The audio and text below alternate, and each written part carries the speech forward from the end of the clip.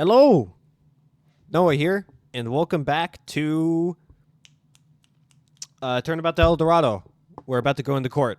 Last time we met our defendant, we went to the past, to 5 years ago and then 6 years ago, and we have a lot of evidence against our client, unfortunately, so we're really going to be against the ropes here, but we're going to try and figure it out. What's taking him so long? We should have been here by this point. Perhaps there were issues with the transporter or something? Trial would have been postponed the minute it happened, no? True enough. On the flip side, if things are proceeding normally, there's nothing to worry about, right? Given Greenwell's talks of a plan, I'm not so sure about that. Just what was he up to? Seen the papers, by the way? Yeah, not exactly fantastic. What's it say? Oh my god. How to be perfect enough by Francisco von Karma. They're really milking this pixel delivery boy thing, aren't they? It's the papers. What do you expect? They mentioned you in it, you know. I'm sure they did. What animal will he examine this time? I mean, I'm not saying they did write that, but they kinda wrote that. Wait, you're serious? Wait. No way, bro. Let me see that. So about the game plan of yours? I gotta look at this paper first. Oh, I can't. Identity of body in Land Meat Mountains revealed years after discovery. Rogue FBI agent carrying dangerous bioweapon. Holy shit.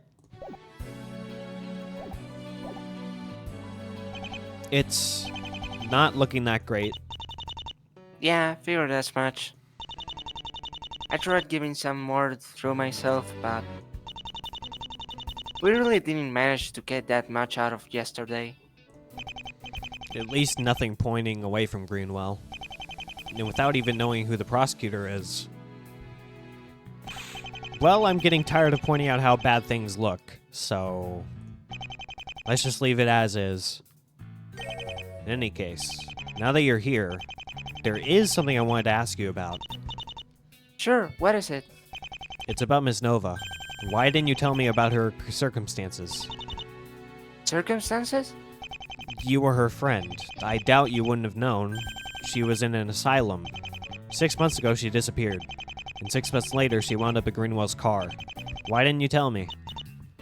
Oh, well, was it important? Like, would it have changed anything regarding the case? I don't know. But knowing everything about the victim surely couldn't have hurt. You can't tell me you didn't think of it while breaking the I case down. almost chewed my tongue. Oh my god. Ouch! Almost. So why not mention it? Well, I was still kind of in shock.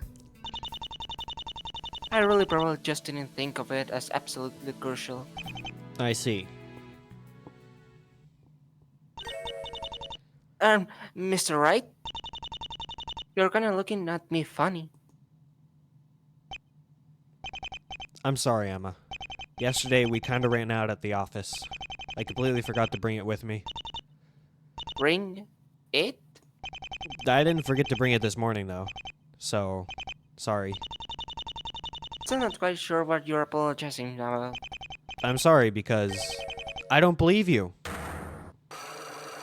What the hell, dude? Oh boy. We didn't have the Magatama. What the hell? Do I have it with me now? No.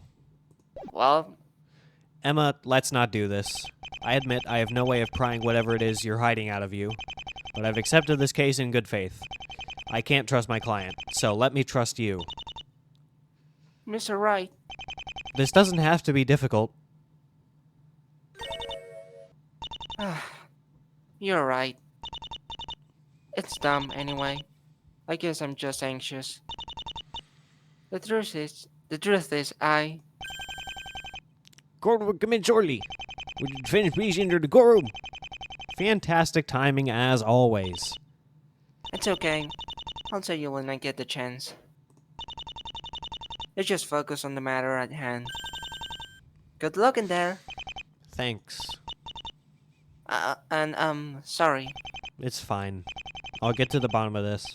Because, for better or for worse, something's going on here. Or maybe a whole bunch of things. And now that I've been dragged into it, well, I'll do what I do best. Make an absolute mess out of everything and just roll with the punches. And some bluffs. Let's fuck shit up.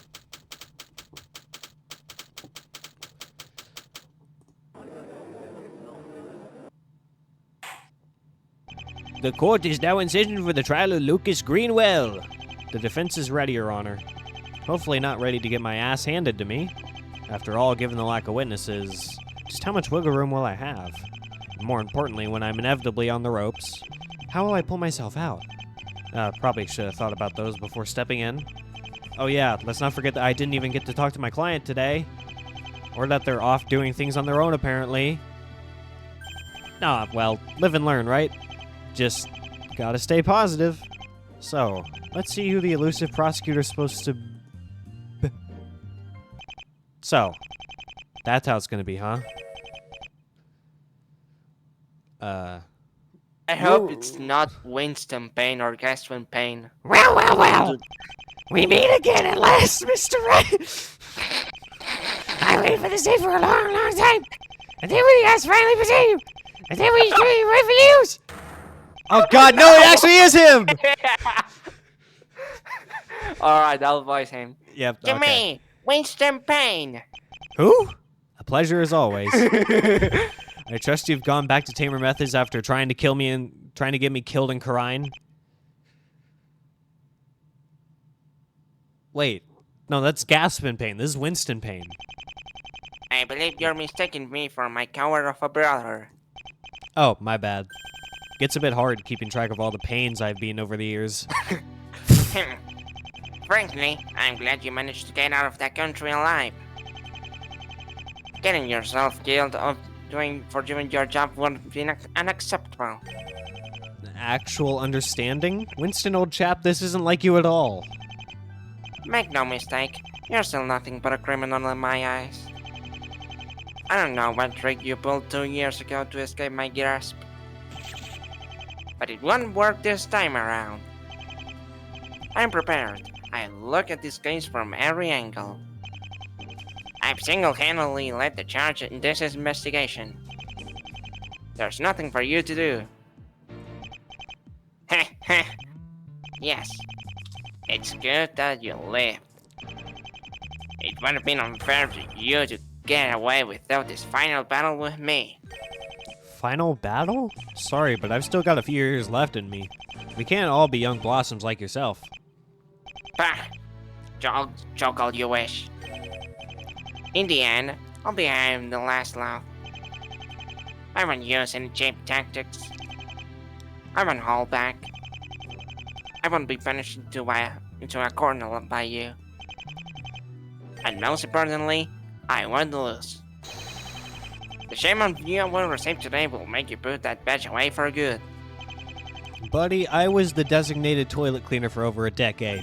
This emotion you call shame no longer exists within me. I would take this discourse to mean that the prosecution is ready then. Indeed, Your Honor. Very good. In that case, let us begin. Mr. Payne, your opening statement, if you would. Of course, Your Honor. On the evening of June 5th, the defendant, Lucas Greenwell, killed Miss Victoria Nova. I say this lightly because the case itself is beyond trivial. The body was found in the trunk of his car. The murder weapon belonging to him. We can place him and his car at the scene of the crime. He and the victim used to be lovers. Lovers? Years ago, according to Mr. Greenwell's friends, she was the one who broke it off. It's not hard to imagine the defendants being left a bit sour. Naturally, Greenwell told me the exact opposite yesterday, but given the way he talked about her, and how Emma spoke to him during that second visit, I really can't say I'm surprised by the revelation. I wonder, a revenge for being dumped years after the fact? Sounds a bit unlikely to me. The human heart does not always work in the most rational of ways. Aha, so very true. Love can so easily turn into tragedy. You could say it's the strongest and the most senseless of motives. His Honor the Poet, I see. Motive, means, opportunity. Your Honor, you will find this case to be one of a common open and shut ones. The prosecution intends to prove all these things fully with decisive evidence. And expose Lucas Greenwell for the murderer he is. I see. I am to understand the defense intends to refute all these charges? Yes, Your Honor. Very well. Mr. Payne, you may call your first witness. The prosecution would like to hear from the detective in charge of the case. Detective Dick Gumshoe.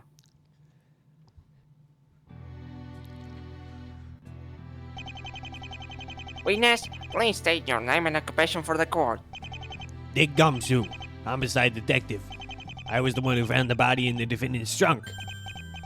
Now, not so fast, detective. Not so fast!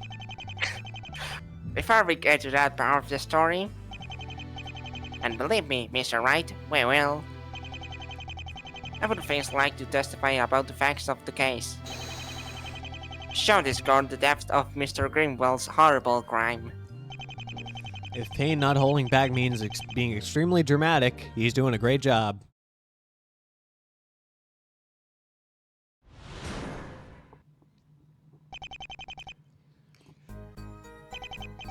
The victim, Victoria Nova, was killed in an abandoned hut in Ravenview Forest. Her body, on the other hand, was found in the defendant's car. On the scene, we found evidence that the car was there. The murder weapon, an old knife, was confirmed to belong to Mr. Greenwell as well. All this suggests the defendant killed Miss Nova and then put her body in his car. Short, concise, and to the point. Frankly, a perfect testimony, detective.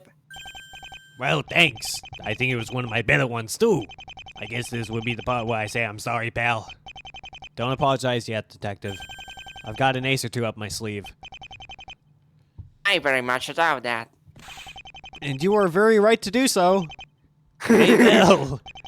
Mr. Wright, you may proceed with your cross-examination.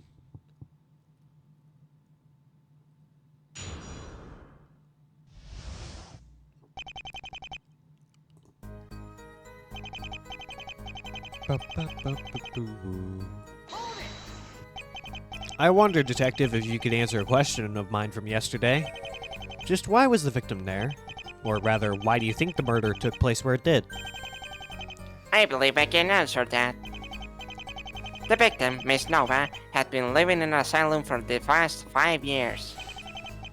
6 months ago, she escaped from it, being left with nothing but the clothes on her back. And with nobody to turn to, she went on the abandoned hut, making it her shelter. While the rangers do come by to check up on it, it would have been easy enough to hide. She could have gotten food from the forest, I imagine. I still understand why there of all places, though. It's a hut in the middle of a forest. I can't exactly buy she happened to just come across it. Well, that's another thing, pal. We found an old ranger that remembers seeing the victim at the hut years ago. With the defendant, nonetheless. Thus solving the question of how the defendant found her. Or at the very least, how he knew where to look. We can't say for sure the two had contact during those 6 months, though. So it's possible she just told him herself. The poor thing, living out in the woods like that all alone. Indeed. Quite a fall from grace for a once-type anthropologist. Heartbreaking. In any case, I believe Mr. Wright's question has been answered. Mr. Wright, do you believe this information is worthy of adding to the testimony? Hell yeah. I do, Your Honor. Very well. Detective, please update your testimony to include this new information. And then we find a contradiction. We think she had not been yet. living there. We had to press everything. Yeah, I know. Do you have any evidence to support this claim, though? Admittedly, not at the moment. But given the facts, Given the facts. but, but given the facts, it does make the most sense. I suppose. I already know what the contradiction is, but I do want to press other stuff as well. So let's do that. If I remember asking Emma about this yesterday, but better safe than sorry. Did you find anything else in the car? That's the thing. It was more or less empty. The glove compartment had some financial documents and the defendant's cell phone. We also found some pizza coupons on the back seat. Mario's, the pizzeria Mr. Gabriel works for, has a special promotion. On each box is a coupon. When a certain amount is gathered, the customer is entitled to a free pizza. Unfortunately, it would appear Mr. Greenwell had taken some of the boxes he was supposed to deliver. Oh, that's a worse crime than murder, man. He needs to die for that. He gets a cut of the amount of money he gets the delivery. By lowering the amount of coupons on the boxes, we think he was trying to lower the chance of him having to deliver a free pizza. Says quite a bit about that kind of person he is, doesn't it? This has absolutely nothing to do with the case. Being cheap doesn't make him a murderer. True enough. I concur, so why don't we discuss the trunk, Detective? Uh-oh. I remember this. Besides the body, we found nothing else in the trunk. As in, not a thing. We found that to be strange, so we decided to look into it. After searching his home, we found all the necessary tools that should have been in the trunk and all laid out in the garage. There is, of course, a reason for that. The defendant knew he would need room for a body that night. That's, again, a stretch. You can't prove when the trunk was cleared out. Perhaps not. But it's an interesting coincidence. Wouldn't you say, Your Honor? I think I should move on from this line of questioning before I get myself into any more trouble.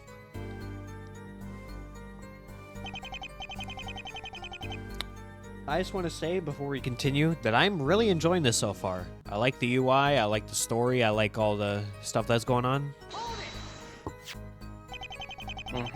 You're referring to the tire tracks on the path to the hut, I take it? Those are the ones, pal. They're the only ones leading to or from the hut. And they match the tires of the defendant's car. Your Honor, if I would like to bring something to your attention. Well, it's true that this is the path to the hut, and that this path is marked with tire tracks. It's important to note that this isn't the only way to get to the hut. Someone else could have, for example, gotten to it by foot. Not to mention, another car could have been there, but driven down the left path. Then they made it to this location, and simply walked over to the hut from there. So one can't say with absolute certainty that the victim and the defendant were the only ones there. At least not based on this evidence alone. Your Honor, I'm afraid Mr. Wright is missing the point here. It's true. It's true, while we cannot disprove the existence of another person, the evidence simply doesn't suggest another person existed. On the other hand, that these tire marks do prove is that the defendant was definitely at the crime scene that night. And given the evidence, it's reasonable to assume what he was doing there. Unless Mr. Wright has an alternate explanation. I can concede my client was at the scene, but he killed nobody that night. I look forward to seeing you fail to prove that. Especially when you consider this next tidbit.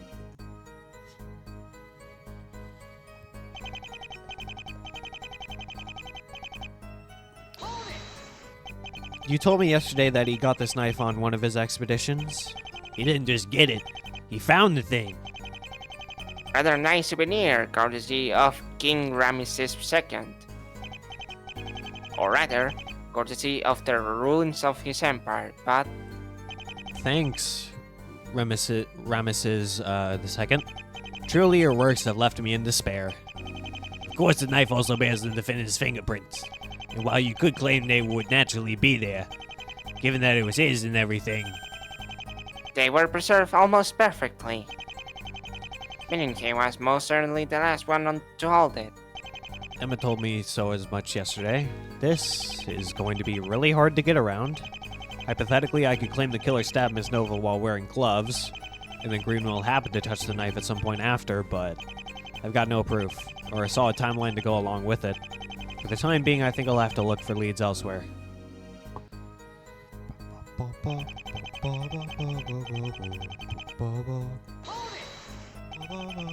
And why would he have done that? Obviously, he wanted to get rid of the body. He was probably aware that the scene will be found by rangers the next morning. But he left the knife and the bloodstain behind him. Getting rid of the body wouldn't have done him much good all on its own. We're thinking that he was intending to come back after dumping the body. It could have been insurance. If he'd say, been caught with the body, he probably assumed we wouldn't find the scene. Meaningless evidence, and a reduced sentence. And yet, he ended up being caught not far from it. Funny how things work out, eh? Well, this much is standard. Gumshoe gives testimony, I press through everything, right? Then again, I'm not sure if it'll be as simple as that. This testimony holds the crux of the entire case. If I can't find a hole here, does that mean I can't progress through this trial? Nah, man, I already know what it is. If she had, Let's say, she would have been fucking dead.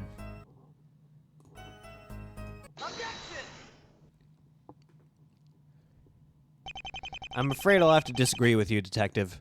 Because I don't think Miss Nova, or anyone for that matter, could have lived in that hut. Huh? Yesterday, during my investigation, I learned something very interesting. Or, well, saw something interesting. The hut is covered in a certain type of plant called the Army of Stars. Because the hut had been abandoned for years, it was pretty much everywhere. One very important thing about this plant, though, is that it releases a certain type of toxin overnight. Prolonged exposure, which would be a few days' worth, leads to death. Starting to see the problem?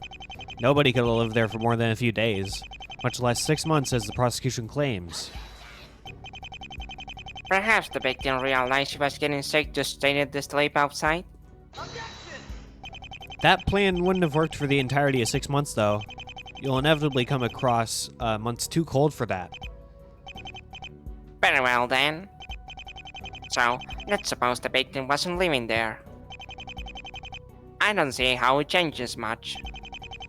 The defendant could have, say, arranged for the two of them to be there.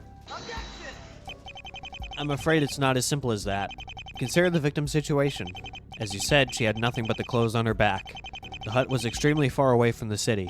It takes a while to get from the city to the park entrance by bus, and even more time to get to the hut. If she had been living there, fair enough. She managed to walk all that way because she wanted to go somewhere safe. However, if someone were to call you and ask you to meet in a location that remote, you'd have a lot more trouble agreeing to something like that. She would have at least gotten suspicious. Well, if she wasn't living in the hut, then we still don't know what she was up to for those past 6 months. So, the victim could have maybe gotten a part-time job and got a car on her own. She could have driven to the hut using it. Indeed. She was in a relatively stable state before she escaped, according to the staff. I can't accept that explanation either, Detective. Not when I consider this piece of evidence. That she was relatively stable. Let's save.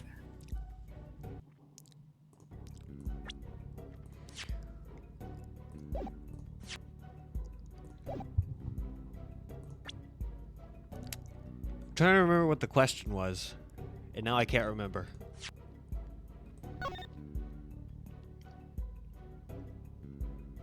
Was it about her mental state?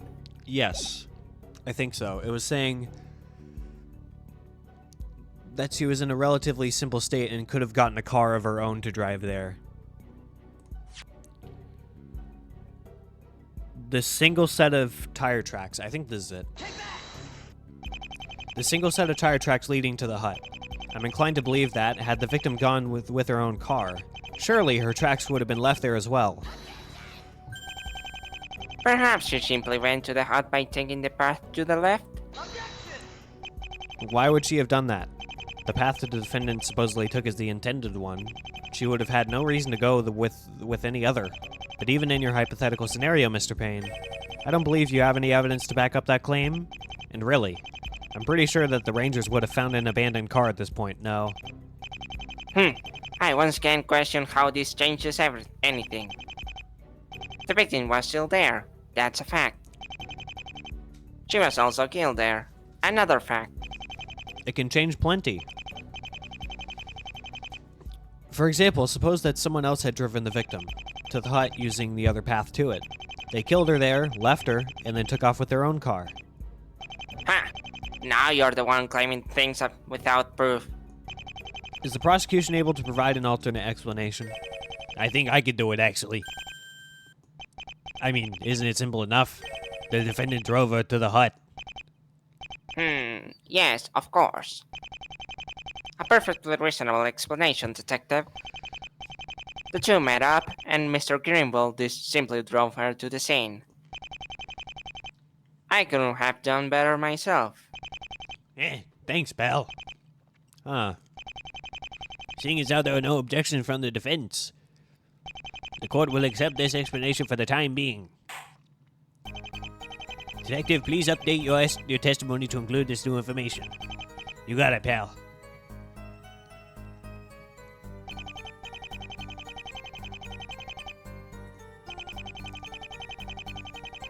Okay.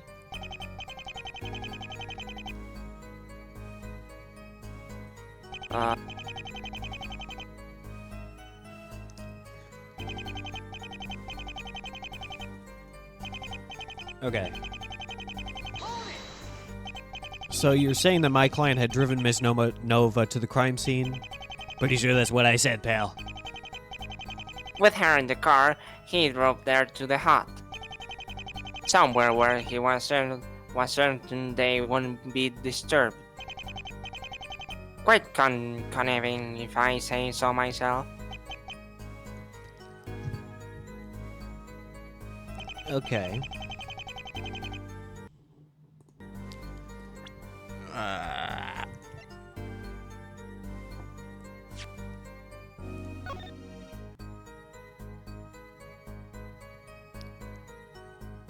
If your body doesn't arrive in 30 minutes, it's free. That's a crazy title.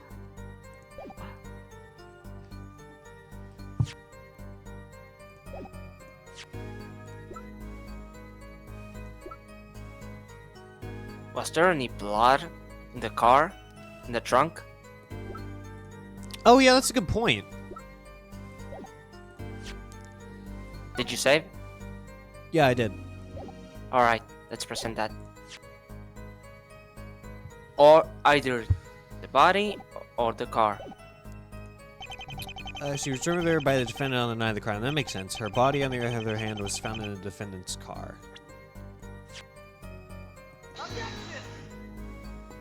No. Your Honor, there is a major problem in this testimony, and this piece of evidence proves it. It does? The defense is clearly bluffing, Your Honor. Am not. Okay then let me ask you. Which piece of evidence are you even talking about? The best evidence. That so? Yeah, super good. What color is it? The best color, my man. Where in the court record can I see it? That's the beauty of it. It's so cool it's not even in the court record. Uh-huh. Your Honor? Yep, I'm on it. That was a beautiful exchange. That was beautiful. That was hilarious.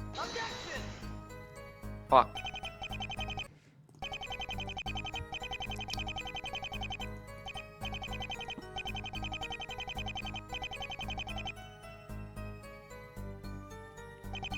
Something about this still seems a bit off. It's not necessarily wrong, but logically it just doesn't make sense to me. Or rather, motivation-wise, it's just kind of bizarre. Can I make it my opening? Let's find out. Maybe the last statement?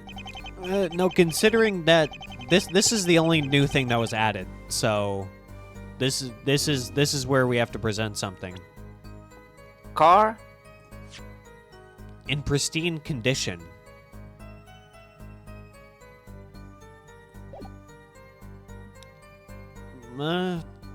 Maybe there's fingerprints Well, let me inside check of this. the car, aside from the trunk. What were you saying?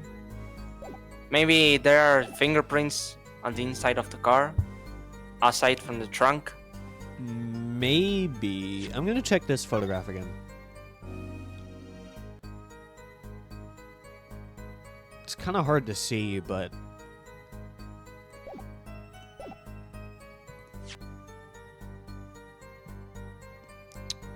oh, I nearly forgot about this. Maybe the badge? The badge? No, not that one.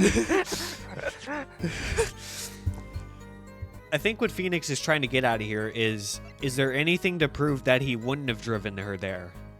I don't think that he would have driven her there because maybe he was busy delivering pizzas. That sounds like a lame excuse, but I want to try it. Nope. We can Maybe check the guide. the picture? I don't want to look at the guide just yet. I'm stubborn.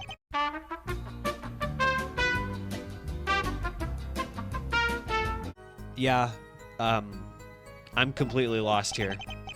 What's the answer? Alright, so you have to present the body. The picture? Yeah.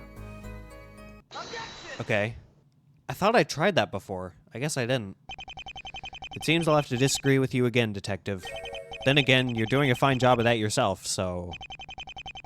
What are you talking about, Mr. Wright? I'm saying that the detective has just contradicted himself. Let's put your theory through some scrutiny, shall we? On one hand, you're claiming that my client drove the victim to the crime scene. He did so, as you say, commit the crime. Am I understanding this correctly? That would be the idea, I guess. Would you say, then, that it was my client who had control of the situation? That the choice of a meeting place was his? In that scenario, it wouldn't need to be yes. Good. Moving on. You then go on to say that the reason my client put the body in the trunk was to dispose of it somewhere. This was because he supposedly knew that rangers would have come across the scene. Here's the issue. You can't have your cake and eat it too. If my client managed to get the victim into his car, and was the one to pick the location, and drove to that location with the intent to kill out of the prying eye, then why did he take her somewhere he would have needed to move her body from? Oh. Yeah. Yeah, that makes sense. That makes sense. Order in the court. To put it simply, Your Honor, the actions the defendant supposedly took are senseless. If he had the victim in his car, he could have taken her anywhere. He could have even gone and killed her in his home. He could have killed her near a dock and threw her body in the river. But what he couldn't have done is taken her to a forest, killed her there, and then taken her body elsewhere. There is nothing to suggest the murder had to happen there. Then how about this? He drove her to the crime scene without the intent to kill. And then during whatever they were doing, got enraged and stabbed her. Does this mean you no longer consider this crime premeditated? Well, Because if Mr. Greenwell killing Miss Nova wasn't premeditated, I'm very interested to hear why you would have had this object on him at the time.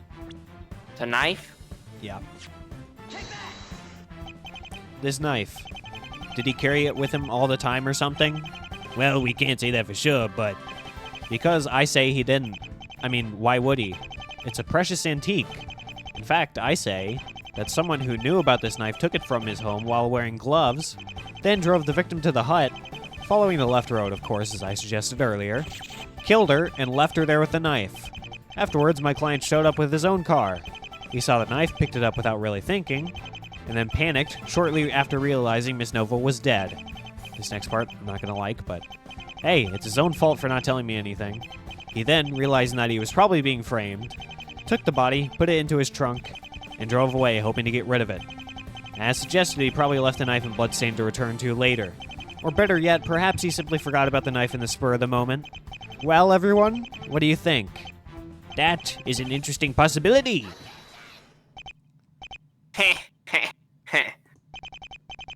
Look at you, as if you were in your prime.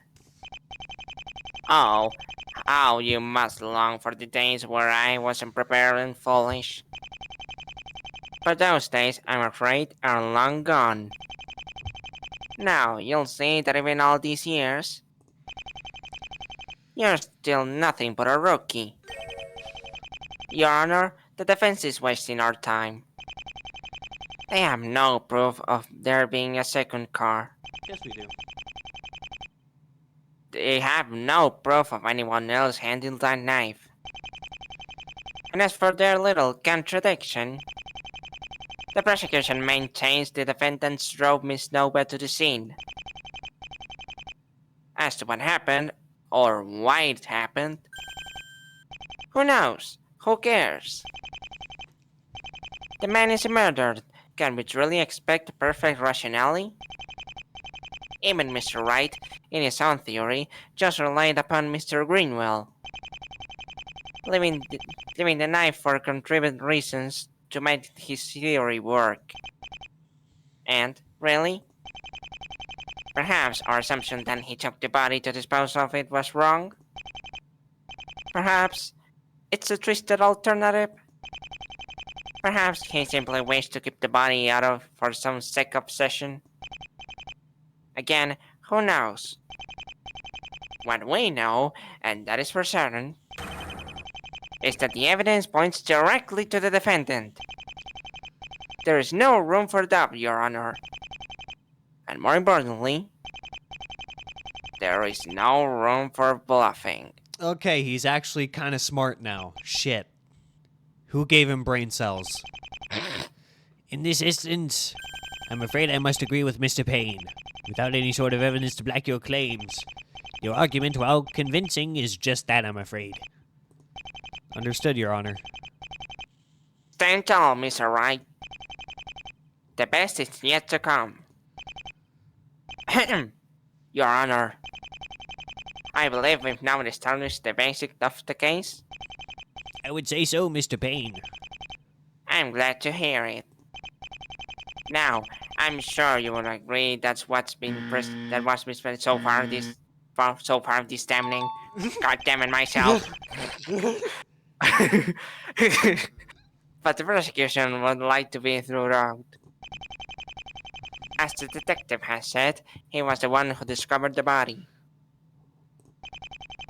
The prosecution would like to submit his account of that event on record. Understood. In that case, Detective, please testify in the events of that night. Ho ho! One testimony coming right up, pal.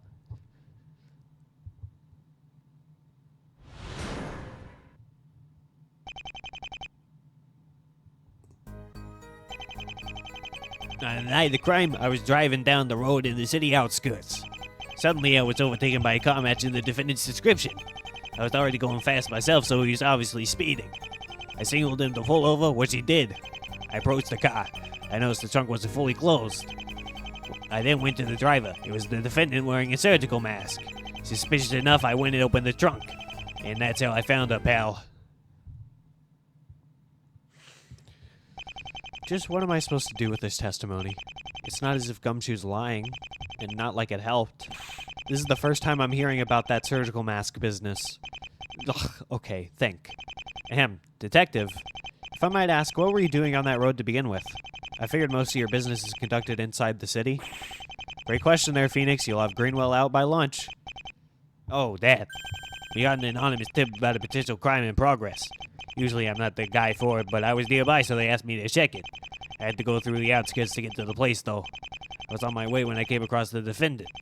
Might as well have. Turned out to be a prank call. Prank call, huh? Well, something to keep in mind at least. Oh. That's evidence. Intriguing. It's not hard to see how the defendant was suspicious. And certainly eliminates the possibility his motives were anything but sinister. Once again, I must agree for the time being. Just like I thought. Second testimony, and I'm pretty much already on the ropes. How much longer will I be able to go on? I need a strong theory, and I need to find the proof to back it up. Either that, or it's all over. Mr. Wright, your cross-examination.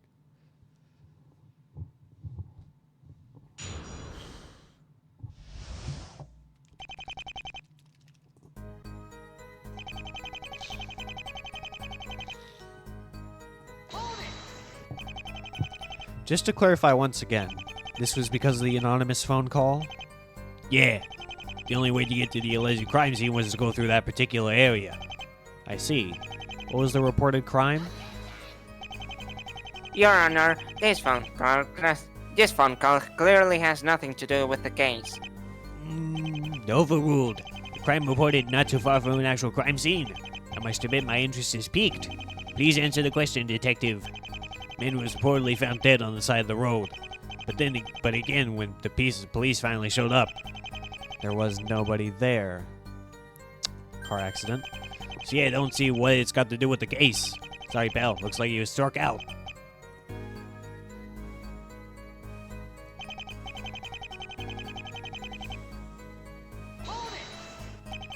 Without looking at the case file, can you describe this car? Easy enough. It was green. I'm, gonna need a bit more to work with here, champ. Manufactured probably around the early 2000s, most likely, yeah. Well kept. Well, as well kept as possible, anyway. It was the door. No, wait. I struggled with the tires look like they haven't been changed in a while. Don't get me wrong. They look good enough, but obviously against regulation. Honestly, probably should have fined him for that, too. Now that I think about it, I still would have stopped him even if he hadn't been speeding. Especially given that cracked taillight of his. Should have fined him for that as well. Then again, given the whole murder thing, I could give the guy a break, eh? Okay, I get it. Well, that doesn't match the car. It's in pristine condition. Not my fault you're asking dumb questions. Afraid I don't even see what the point of it was. Detective Gumshoe stayed with the car after the body's discovery.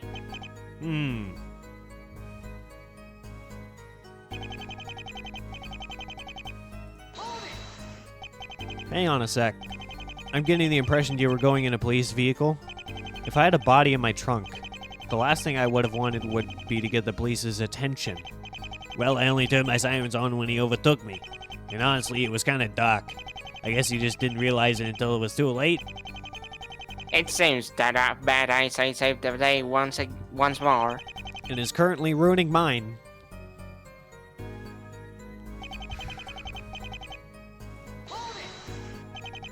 Pretty risky for someone with a dead body in their car. He probably believed he could simply bluff his way through it. After all, the defendant has an undeniable charisma to him.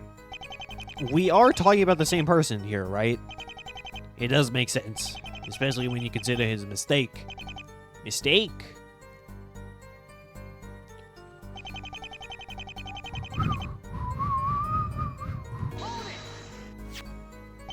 That was because of this badge, right? Yep, it belonged to the victim. We think it fell out of a pocket as he was putting him in. An interesting coincidence. Come to think of it, there's quite a few of those by this point, aren't there? It's as if Greenwell got caught through a sheer miracle. Or no, that's not right. It's more that he got caught through the sheer number of mistakes he made. It almost makes me wonder, is Greenwell the most incompetent killer ever? Or is something really amiss here? To think that something as worthless as this will undo the defendant's entire plan. Hey man, that's a nice looking badge. Fuck you.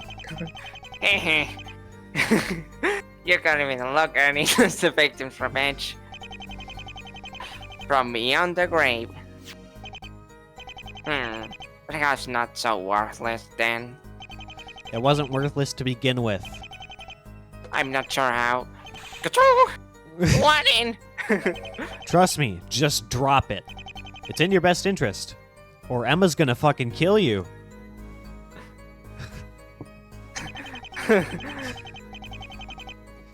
Okay, this is the important part.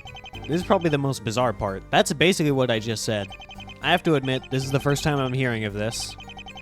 A second-rate investigation Fitting for a second-rate lawyer, wouldn't you say? Man, fuck you. No, I wouldn't say that, dearest Winston. Now, if you'll excuse me, I'm going to calmly ask the detective to elaborate. Ahem. Why didn't you mention this yesterday? Well, honestly, you kind of looked beaten to a pulp already. I didn't want to make it any worse on you. Why did I take this case? There any explanation as to why my client was wearing a surgical mask? Well, when I asked him about it, he said that he had a cold. Given that we're currently going through a bit of a drought, one can see how that's suspicious. I'm not sure why he would even have it either way. After all, I doubt it would have been for the crime. If he had himself a surgical mask, surely he would have worn gloves for his knife? But even then, given that he and the victim knew each other, there wouldn't have been a need to hide his identity. And there would have certainly not been any reason to keep wearing it after being pulled over. Well, I'm not sure myself, but to be honest, he did look a bit out of it. The shock of his plan falling apart at his very feet, no doubt. Out of it, huh? I get the feeling there's something here, but what? Were any drugs found in the defendant's system? Blood test showed nothing, pal. Could it have really been shock then, like he said? Maybe there was another reason he would have been out of it. Oh, I had a voice crack there, but I think I know what it is. One that didn't involve drugs, but a more hands-on approach. Ugh. I can't form a timeline in my head, though. Something must be wrong about this, but what? Is it just my imagination? I'll have to keep thinking about this. Point is, he was suspicious.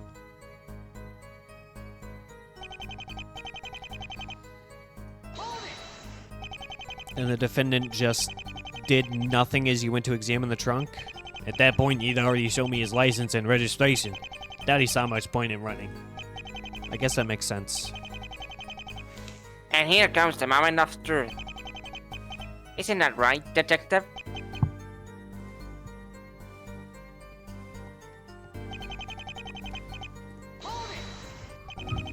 And that's how you came to discover the body? Yeah, it was, an experience. And this is what you saw, I take it? That's right, pal. It was pretty obvious she was dead, so I made sure not to disturb the scene. And what did you do after finding the body? I arrested him. What do you think I did, pal? Well, yeah, but that wasn't the end of the night for you, was it? Yeah, someone really had it in for me. After locking Greenwell in my car, I called for backup and forensics. As I was doing that, I noticed one of the railings in the distance was broken. Turns out an accident had taken place just before me and Greenwell stopped by. An accident which seems to have nothing to do with the case, if I may add. More strange coincidences. Oh dear, what happened? Our driver lost control of his car and went off the road. Luckily, he was fine. Ah, that's good to hear. It would have been quite horrible on you to encounter any more death, I imagine. I'm used to it by now, pal. Shit, Gumshoe? The worst part here is that I can't really deny any of this. Even in the theory I presented moments ago, this was still absolutely true. The person that drove the car with the body was definitely Greenwell. So just what options am I left with here? I can't just let this testimony slide either, because once this door closes, I'm not sure how many I'll have left. I need something, and I need to find it here. Okay.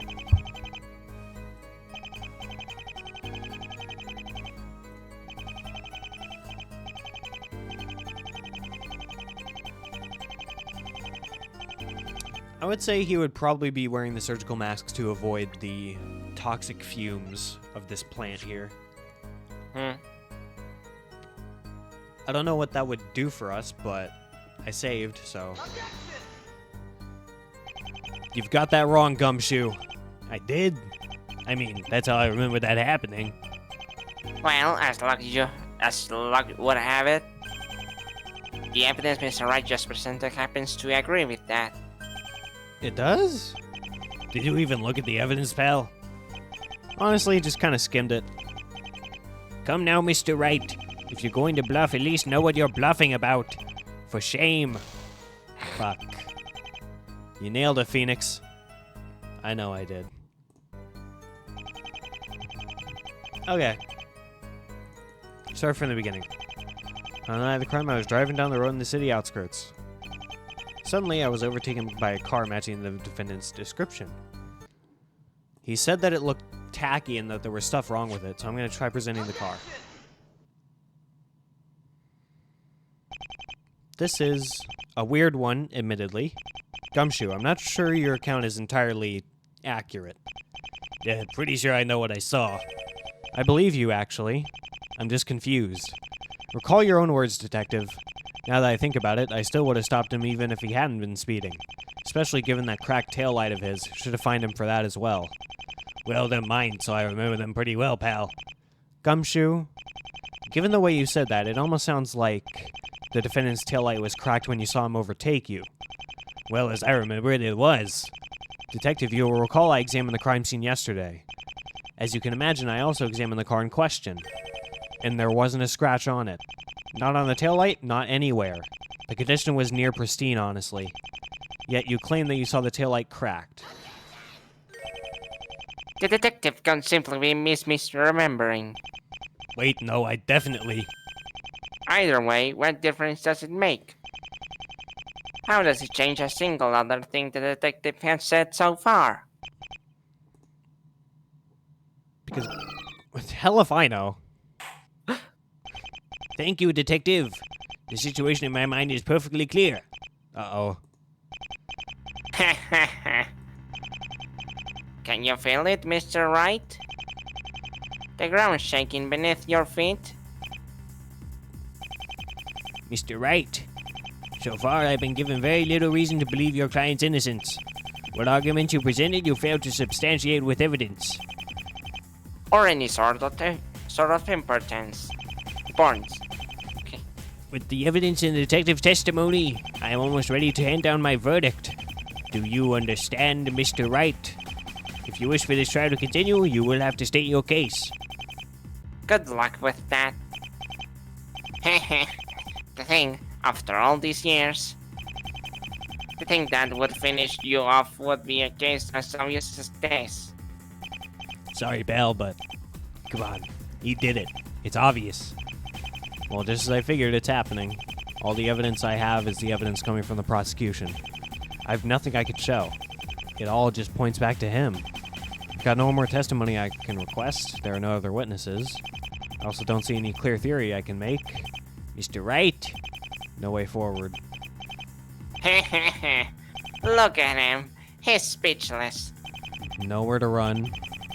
I bet you didn't think today it would go like this. Did you, rookie? Which means the only thing left for me to do... I suppose you were just too cocky. Don't worry. It happens to the best of us. is fight my way out of this. The defense will now present its case, Your Honor. That's... Huh? Yeah, fuck you, man. Emma, let it never be said that I didn't give it my best. I think you heard me just fine. I'm going to present my case. Bah! Nothing but a cheap bluff. Careful now. The cheap ones cost you the victory time and time again, you know. Alright, gotta think. Sure, I've got nothing, but that's never stopped me before. There has to be something I've gotten from this testimony. That tail light. Well, there is one card I can play. Alright. Gods of poker, hear my cry! The answer lies in what the detective just testified about. I mean, who knows? With so many weird factors. Might just be right. More specifically, in the mystery of the tail light. Your Honor, we are already established that class. Actually, we haven't established a thing regarding that. I trust Detective Gumshoe's memory with everything I've got. If he says there was a cracked tail light, I believe him. Aw, thanks, pal. So what? It changes. Everything. The car Gumshoe saw had a cracked tail light. The defendant's does not. There's only one conclusion that could be pulled from that. You're not going to honestly suggest that. I've got to do what I got to do. The simple way to explain this contradiction is... I made a mistake. Let's say that. The one who made a mistake was me! I got confused because I happened to peer into an alternate universe in which the glass was cracked. Wait. What the fuck? I don't know. I don't know. I don't know. That was worth it. It wasn't the same car. I mean, it's simple enough, right? Occam's razor? The car that overtook Gumshoe's wasn't the defendant's car. But it looks just like his. I know, and I don't think that's a coincidence. Let's consider it like this. A second car, looking like the defendant's, overtook a police car. Given the supposed body in its trunk, a stupid thing for the driver to do. But what if it wasn't the defendant? And what if there was no body in that trunk? I'm afraid I'm having trouble following the logic here, Mr. Wright. Please think about it, Your Honor. Think about so many things the defendant supposedly did. So many of those things make no sense for him to do, unless you assume that there's something else going on. This is one of them. Someone else, in a car that looks like my client's, overtook Gumshoe's car. And why would they have done that? Well, obviously, Because why not? because why not? I mean, why not? Sometimes you just want to prank some cops, you know?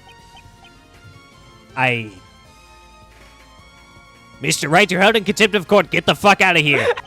I failed to see how that changes anything, Mr. Wright. Well, I do as well, which means I probably said the wrong thing unintentionally. Did you now? Seems like it. Well then. Fuck. All right, Phoenix, think. Oh, I'm just choosing all the goofy answers. Okay. Get Gumshoe's attention. Distract Gumshoe. There is that thing with the accident. It's one of these two. I'm gonna say maybe. To get Gumshoe's attention.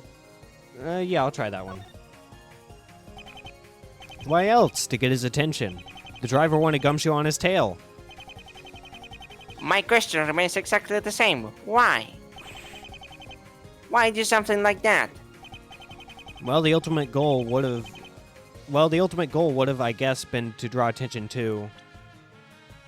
The car accident. Yeah. Wait, no. It wouldn't be the nearby accident. Well, I mean, maybe it would have. I'll try it. Fuck. I still don't understand, Mr. Wright. I don't see how that's my fault. Given that you're an attorney and that I'm deciding your client's fate, I suggest you start seeing. Stupid idiot. Okay, well, this might not be the right area of questioning. The badge? No, I don't think so. I would say maybe to make him pay attention to what color the car is. It was the exact same car, and that had to be for a reason. The driver obviously wanted to draw attention to the defendant's car. I don't understand. Detective, earlier in your testimony, and really after speaking with Greenwell himself, it's obvious that my client was extremely groggy when pulled over. And you might not have found drugs in his system, but that doesn't mean he couldn't have been knocked out by other means. That's a zombie! You don't mean he's a zombie? Here's what I suggest. My client was knocked out before all of this started. He was then left in his car by the side of the road. The true culprit killed the victim at the hut, drove her down in his own car similar to the defendant's, and placed her in the trunk of the car to be found by someone. It also explains how the badge was conveniently jamming the trunk. It was placed there by the culprit to make someone check the inside of it. The culprit then waited for his chance. Upon seeing Gumshoe in a police car, they started their engine and overtook him. Then Gumshoe, upon giving chase, probably mistook the defendant's car for the car he was chasing. Now you're talking nonsense. The detective clearly said the driver was pulled over. Ergo, he obviously saw him pull over. That couldn't have happened under your scenario. Unless you're going to suggest the other car guessed some illusion. I wonder. Detective, is that really the case? Did you really see the car pull over? Well, Ridiculous! Why will he have? Well, you know, there is something quite odd about it given... The car was found. that outskirts road. Recall, if you would, that there was a corner right next to where the defendant parked. And whether Gumshoe would have liked it or not, he would have needed to slow down when driving into it. For that brief moment, the car was out of his sight. So to summarize, The defendant was left in his car unconscious. The victim was killed in the forest and brought to his trunk. This was done by the true killer who was driving a similar car as my client's. Their tracks were the ones left at the scene. Then, the culprit lay in wait to draw attention to Greenwell, overtook Gumshoe, turned the corner, making Gumshoe lose sight of it, leaving behind the defendant unconscious in his car with the victim in the trunk, and making Gumshoe believe he was chasing the defendant. There was one thing the true culprit missed: the cracked tail light that detective saw. This is the defense's case. That's crazy. That explains the car accident, though. I object to all of this. You have no proof. The detective's testimony is my proof, and no matter how you look at it, your case is just bizarre. From my client's point of view, it's all just so illogical. If nothing else, I'd say this would warrant another day of investigation. Pah, now you're just stalling. This is nothing more than a pipe dream. It would be an insult to the court to give more investigation time for this. Nah, come on, pal. I know you want to go back to the old days, but I think I'm 9 years too old to fall for a chick like this. Huh? Mr. Edgewood taught me something a long time ago. There's a very easy way to take you down. Way easier than yelling, at least. He taught you that, huh? Did he? That's right, pal. I'm going to use the one thing you fear the most. Common sense. Oh no. Anything but that.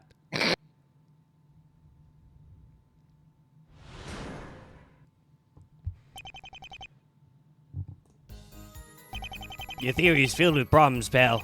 For one, it's pretty obvious that only Greenwell's car could have left those tire tracks. 2, this plan is pointless if I didn't happen to pass by, which nobody could have predicted. And 3, I wasn't turning that corner forever. I still would have seen the other car driving away. I didn't.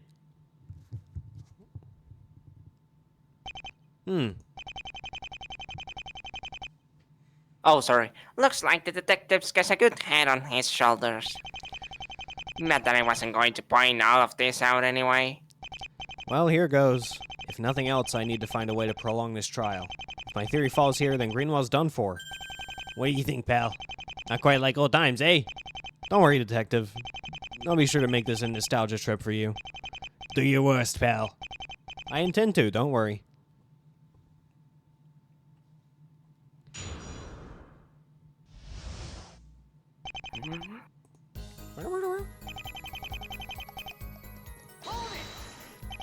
Such as? Well, if you let him finish, I'm sure you'll get to hear them. What if I'm impatient? Well, it's quite normal you want to chop into the frying pan, I must admit. It's what being a go-getter is all about. Well, right. As I was saying.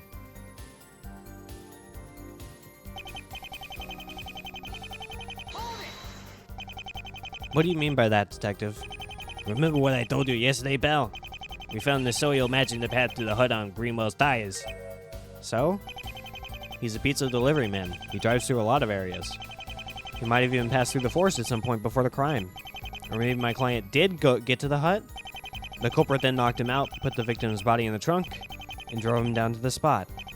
He then got into his own car and waited in an ambush. Ha! A convenient excuse. But an explanation nevertheless.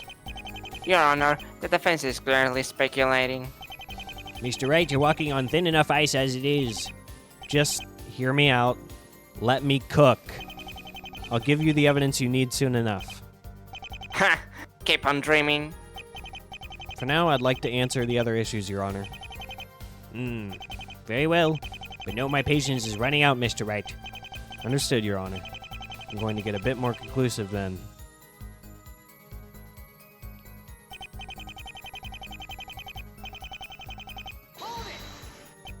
I wonder about that. Well, guess you're gonna keep on wondering because it's just not possible. The plan might have worked without you arriving, though. For example, if Greenwell had woken up in his car and drove away to his home. More nonsense. What did it just so happen that the killer had a similar car then? And what guarantee would the killer had that Greenwell would just dispose of the body? Things would have probably happened a lot differently if I hadn't caught him, pal.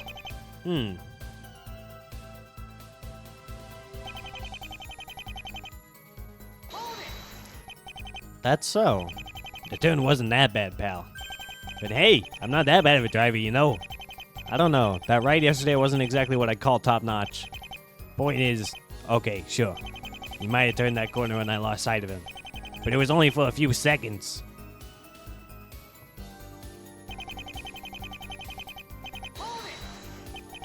Why are you so sure about that?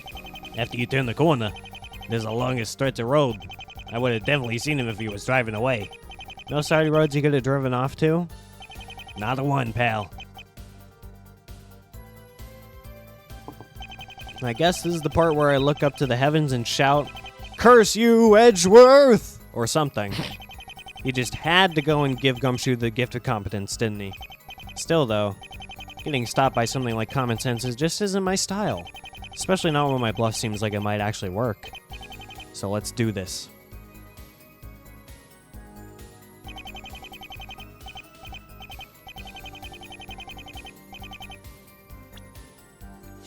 Let's save. A boom. Well, that's not entirely accurate. There was a way for the culprit to escape that road. You will recall, Detective, that shortly after arresting Mr. Greenwell, you came across the side of an accident. You will also recall that accident involved a car driving off the road and breaking straight through a railing. So, you're saying the car that broke through was the car I chased? Possibly, but I hate to rain on your parade, Mr. Wright. But that's not possible. The car in question, I've checked, looked nothing like the defendant's. It must have been in green. if you'd let me finish, you would have heard me say that detail doesn't matter. Excuse me? The important thing is that the railing was damaged, effectively allowing for a car to drive off the road, and out of anyone's sight. Madness! You're saying that this accident had nothing to do with the case, but that the culprit took advantage of it to steer off the road? They would have gotten themselves killed. Or, at the very least, found themselves in the same ditch as that other person had. Not necessarily. I imagine it was the impact with the railing that made that person lose control of their car even further and crash below the road. But the culprit would have known what they were doing. They would have been in control of their car long before going for the damaged railing, and even after passing it. So you're saying that the killer were just kinda lucky? I think they took advantage of a situation. Or if that doesn't cut it for you, perhaps it's only after they noticed the damaged railing that they came up with this entire plan. You have absolutely no proof of this. It would be easy enough to check, I imagine. Was the victim of the crash conscious after the accident? They were. They were stuck in their car, though. Excellent. The being conscious part, not the being stuck part, I mean. Because if they were, they may have seen the true killer drive off the road.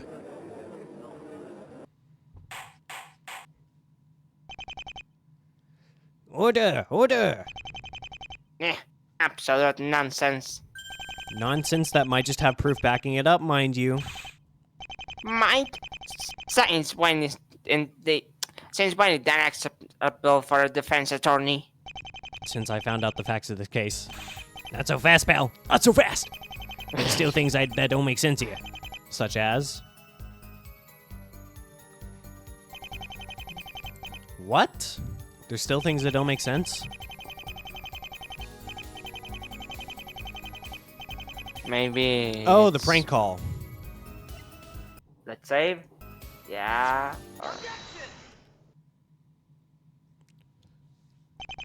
There is an explanation, actually. In fact, it fits in quite nicely given what we know. Gumshoe, recall what you told us. You were there that night because of an anonymous call reporting a crime. To get to the alleged crime scene, you had to go down this specific road. Isn't that right?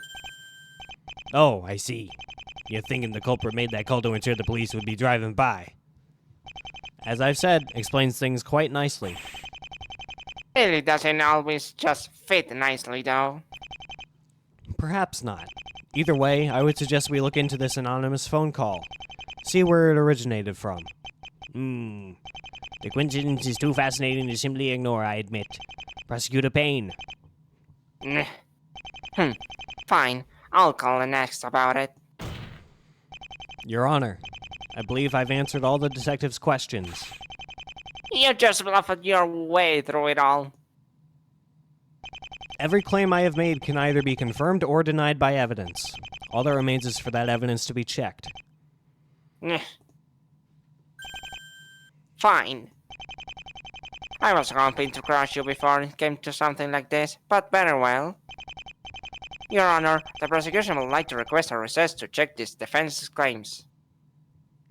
Request granted that I'm quite curious myself. You've managed to prolong the trial, but I'll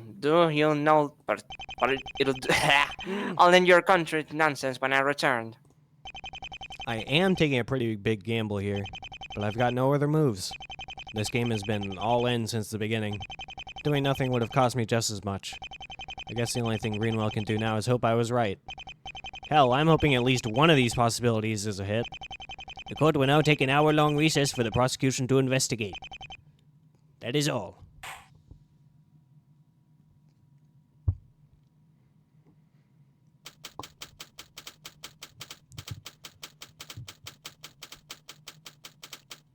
And you know what? We're gonna end it here, because I'm tired. Yeah, I'm tired too. Alright. We'll see you guys next time for episode 3.